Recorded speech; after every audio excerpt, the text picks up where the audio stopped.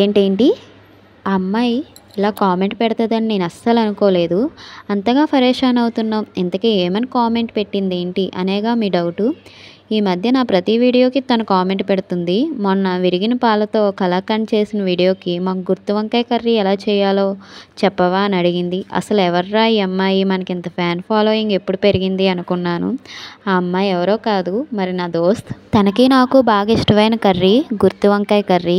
దాని పెళ్ళికి నేను వెళ్ళలేదని అలిగి నాతో మాట్లాడడం మానేసింది.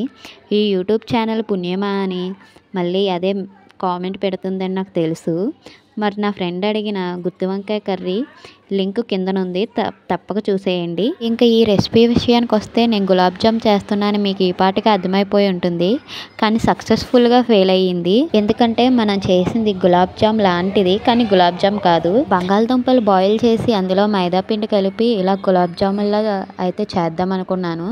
కానీ నేను చేసిన మిస్టేక్ ఏంటంటే మైదా పిండికి బదులు గోధుమ పిండి వాడుంటే బాగుండు అనుకుంటున్నాను. బాల్స్ అయితే చూడడానికి చక్కగా వచ్చాయి విరగకుండా, కాకుంటే లోపలైతే సరిగ్గా బాయిల్ అవ్వలేనట్టుగా స్టిక్కీగా ఉండిపోయింది. మొత్తానికి సక్సెస్ఫుల్గా ఫెయిల్ అయ్యింది. వెళ్తూ వెళ్తూ ఒక లైక్ ఇచ్చి వెళ్ళండి.